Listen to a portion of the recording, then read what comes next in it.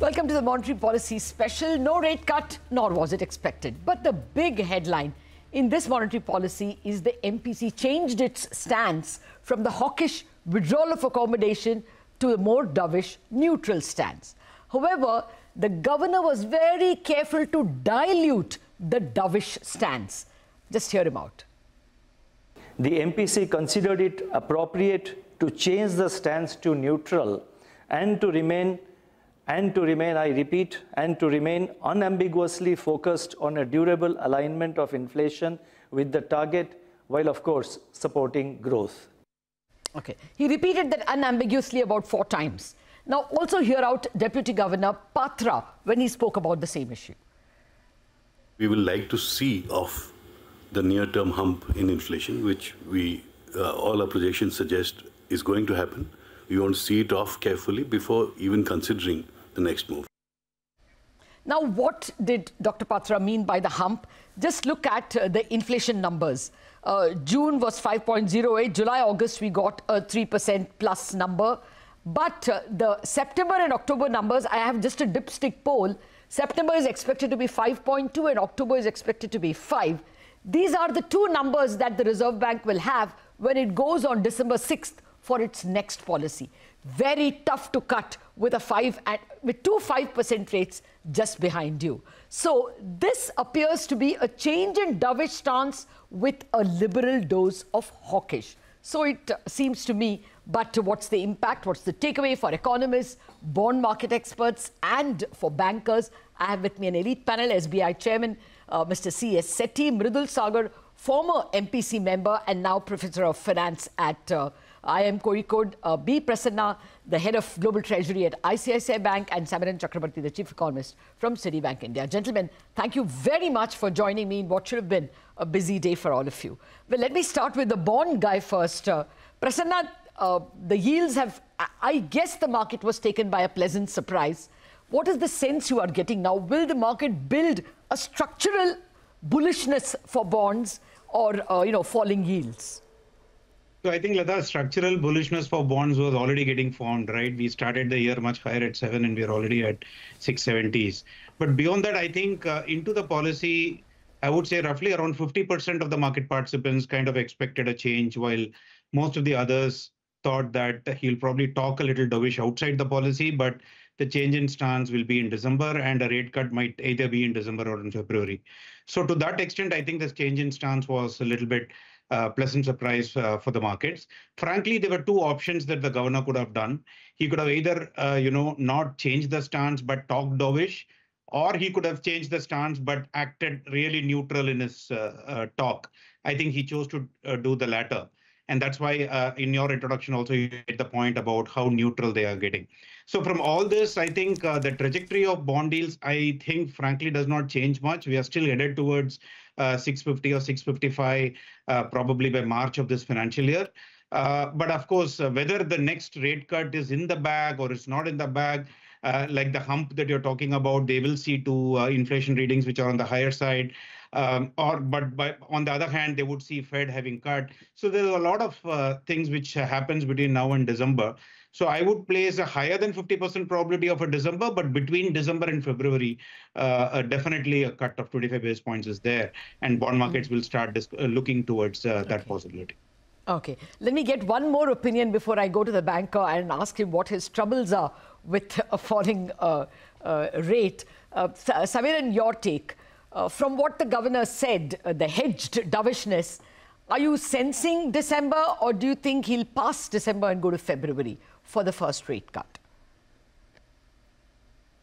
We think that by the stance change, the governor has got some flexibility, some optionality with him in terms of choosing the rate cut. But I don't think there is any guidance from today's policy about the timing of the rate cut.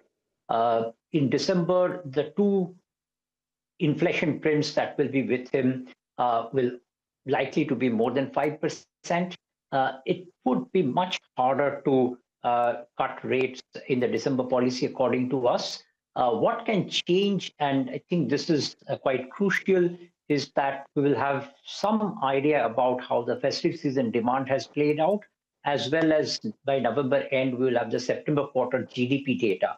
So to what extent that forces RBI to change its growth outlook would be critical.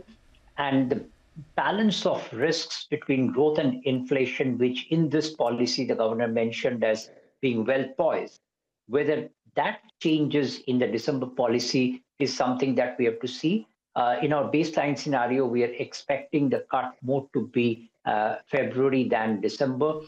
In fact, there is a risk that it can be delayed further to April also if the growth numbers remain more comfortable and RBI decides to actually wait for the actual inflation numbers to fall to 4 and stay there, rather than work on the basis of forward-looking inflation to be meeting 4%. I think that is going to be quite critical.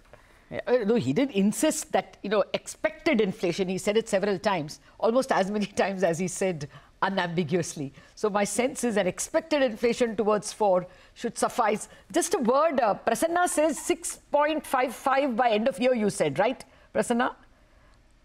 You agree with that, Samiran? The yields go to almost 6.5 by March?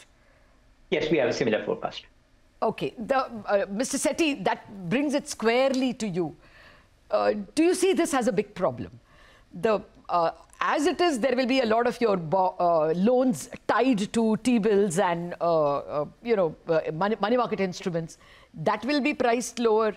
Corporates can go and borrow from the market. So do you have a problem that your borrower is able to dictate terms to you? Your depositor is also dictating terms to you. Do you have a problem? Yeah, Latha, I think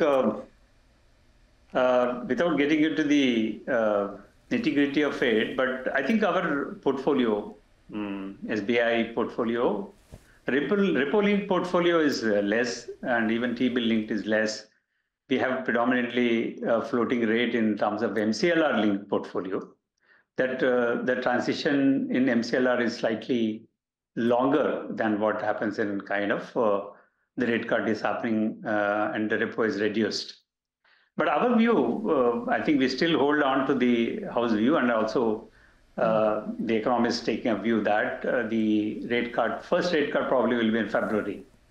So, which means that the impact on reduced rates on the floating rate loans will not be immediate. That is number one. Okay. Number two, the depositors demanding for higher rate, I think that is the question of supply and demand. As we keep saying, I think depositors definitely look for proper compensation. But the real rates of interest are better now when compared to what it used to be earlier. There has been readjustment of interest rate on deposits for the last few months. Today, I think banks are willing to pay 1 to 2 year deposit around 7.25% to 7.5%, giving a real return on the deposits. Yes. So in a way, I think these rates will continue for some more time. The rate cut happening in February is also a very interesting thing. You have not asked me, but I still would like to volunteer on that. Yes. And I think for the first time, the central bank probably would be, if central bank is confident that the growth rate of 7.2 or 7% is likely to be there in FY25 and FY26, we would have a very special situation where the rate cut will happen when the growth is good. Yes. So this is something which we witness in other countries also. I think it's happened in US, it happened in Philippines. So this shows confidence of central bank on the growth trajectory, which is a good tiding for us. While we will have some challenges on the rates, but I think the growth will compensate for that. No, I am going to come full on the growth question as well. I had to take one at a time. But just a nitty-gritty, Mr. Shetty, you will have to have the liquidity coverage ratio on you sooner or later. Now, will it be tempting for the banks to convert a bank like you, who is giving a lot of loans to AAA companies, to simply convert it into a bond? In that case, you meet your LCR requirements. Will it work that way and therefore some of your pain reduced? No, I don't get how the lending and bond is going to help me in the LCR. No, it'll count as HQLA, isn't it? No, corporate okay. bonds don't count for HQLA. Most of them don't. Most of them don't. But the G6 do. Yeah, so, G6 will. Yeah. But Prasanna, isn't some level of HTM corporate bond likely to get counted as HQLA? No? No, especially the bonds issued by the non-financial sector will get counted as HQLA. So to that extent, I think you can assume that the AAA bonds and the AA plus bonds, which are the most prominent issuers, are the ones who are likely to, benefit if the LCR guidelines were to come into play. Okay. So, there was a banker telling me that that may be a window of relief because they will be able to convert some of their loans to, say, a Tata Steel or any other AAA company.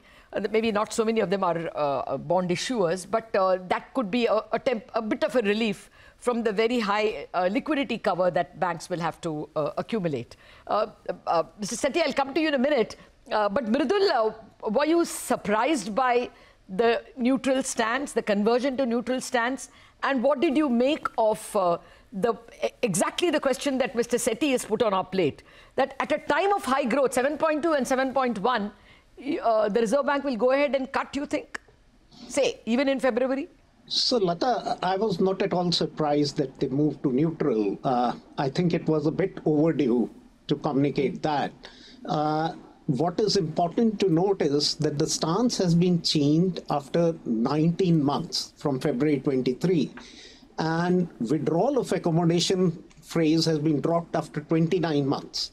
Yes. So that's important. And plus, central bank has returned to a neutral stance after a full period of 5 years and 4 months. So this is not without significance. It's not just incremental change that is there. Having said that, to your original question, whether the cut will come or not, that prognosis is still difficult, and my take is same as what the SBI was saying, probably in February. We have this comfort of low inflation, core inflation for quite some time. And if the headline falls towards the core, as it should be, I think there will be space to do a very shallow rate cut cycle. And that's what Reserve Bank seems to be preparing for. But that is not a certainty, as it was repeatedly said. There are a lot of uncertainties around, especially hinting at the geostrategic issues which can spike the oil price at any point of time, though RBI has reduced the oil price forecast because 85 was becoming very difficult with the kind of average we justify. Yeah. So I think they're preparing for a window that if forward-looking data allows them, they can do some shallow rate cut cycle. Okay. Fair enough. But even a shallow rate cut, even if it is 2 cuts, there are some people with 3. Okay, Samiran, that question to you. First of all, you're buying the 7.2 and 7.1 forecast, which the governor put on the table. The Reserve Bank is the highest on the street in terms of growth estimate. But they were last year as well. And it was the street which followed Reserve Bank. Reserve Bank was right. And today, the confidence with which, the emphasis with which the governor argued his 7.2 forecast was stunning, was telling. Have you changed your growth forecast? And therefore, what do you make of what Mr. Shetty said, that we are going to get rate cuts in a strong growth cycle? So, Latha, first, our numbers are marginally lower than what the RBI's numbers are. But I think the street is trying to be even lower than our 7% growth forecast. The primary reason is that the June to September quarter, we haven't actually seen the kind of pickup that we would have anticipated after the April-June quarter distorted by election and heat wave. RBI has acknowledged that and reduced their own number from 7.2 to 7 for this particular quarter, but has adjusted upwards the other 2 quarters for the rest of the year. So the overall number has remained the same. And there, I think the critical assumption is about government expenditure. Right now, to meet the full year capex target of the central government, for rest of the year, public capex has to grow at more than 40%. If we see that sort of a spend, then clearly the GDP growth numbers will look better. But if the government is unable to spend at that pace, then there is downside risk to the GDP numbers. And the other risk that we have to see, and over the next couple of months, we will probably have some anecdotal evidence on this, is on urban consumption. There is some signs of softness there, particularly what the number that I noticed was even the GST payment growth for the last month was only about 6%. We will have to see how that thing pans out. And by end November, when we get the September quarter GDP data, we'll know that to what extent the full year GDP growth number we can keep at around that 7% handle. Okay. No, that's a fair point. But even the US GDP has been surprising on the upside. I mean, the last number was 3%. So somehow I'm more prepared for upside surprises in GDP. So that puts two questions actually to State Bank and the entire banking sector. They are 1/3 of the banking sector. First, how much will their margins crunch? How much will they be able to make up for it by a growth in the loan book itself? All those questions in a minute after a very short break.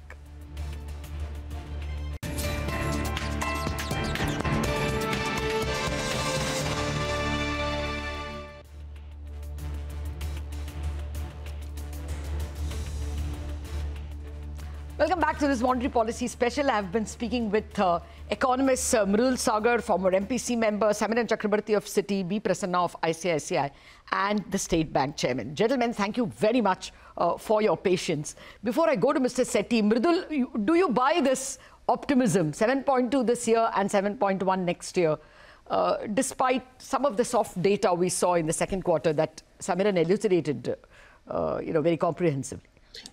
Too early to say, but I see risks more on the downside to that number.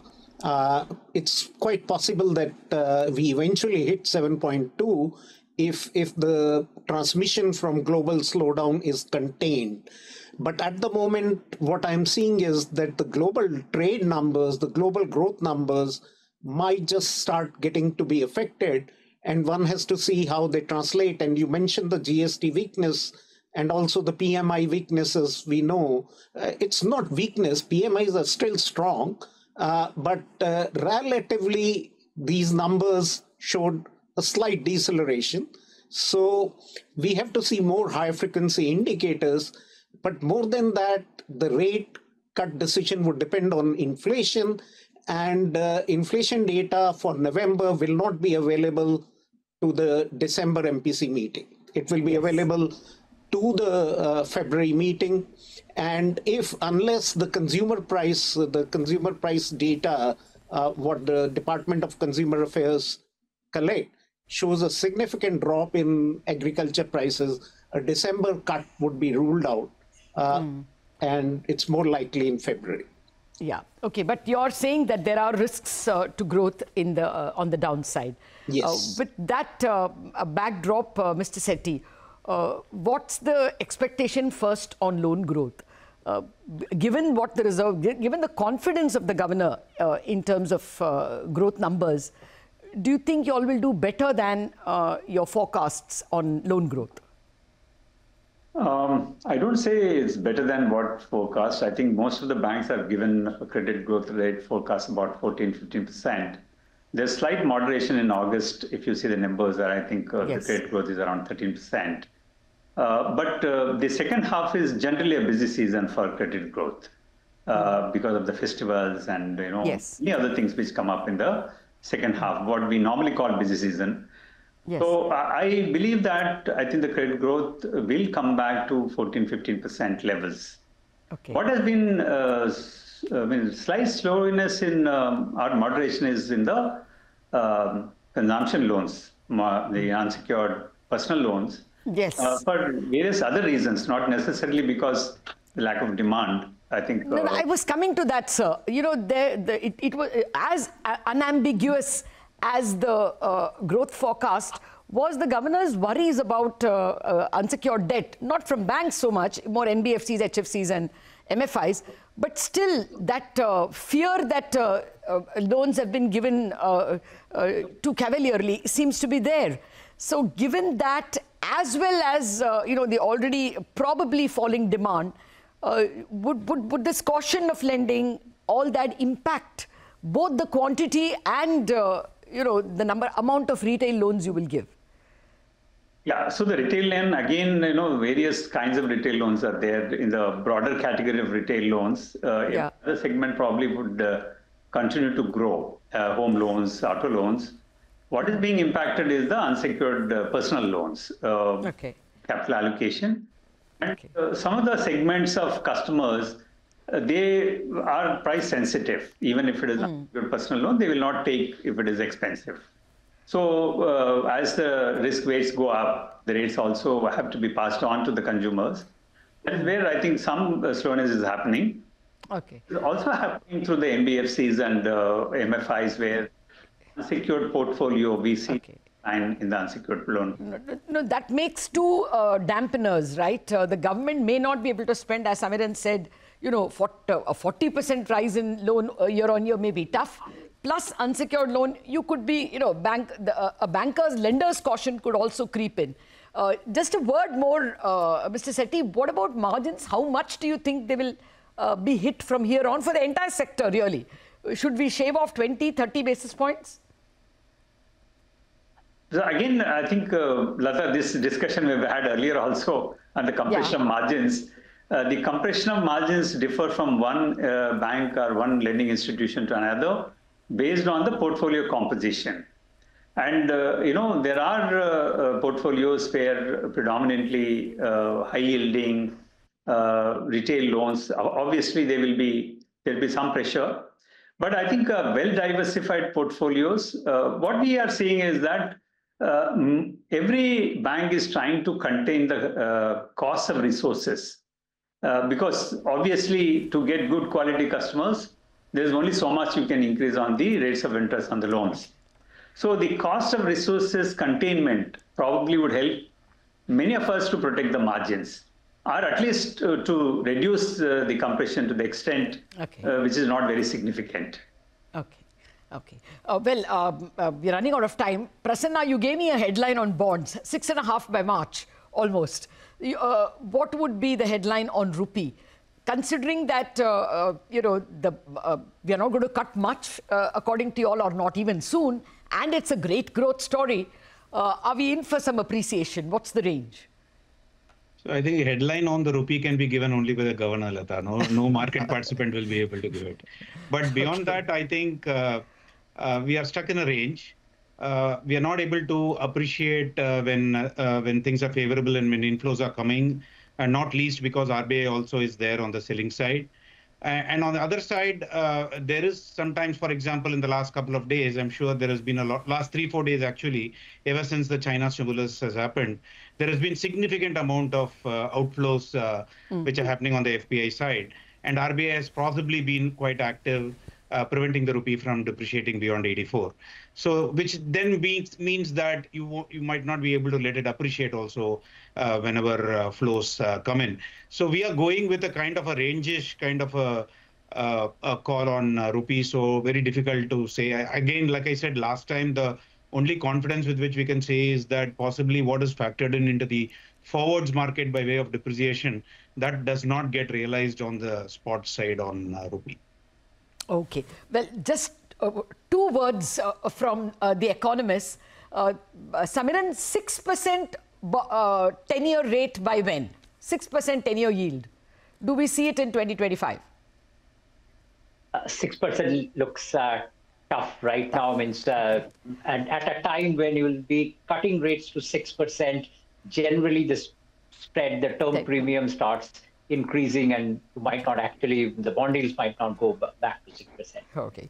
My producer is putting a gun to my head. I can't ask anymore. Thank you very much, Mriddul, Samiran, Prasanna and Mr. Shetty for joining me and parsing an all-important monetary policy. For us, it looks like growth is, the governor's optimism is not yet part of market chatter, and the expectations of rate cut are also pushed out beyond 2024. That's the big takeaway. Thank you very much for joining us on this special monetary policy wrap.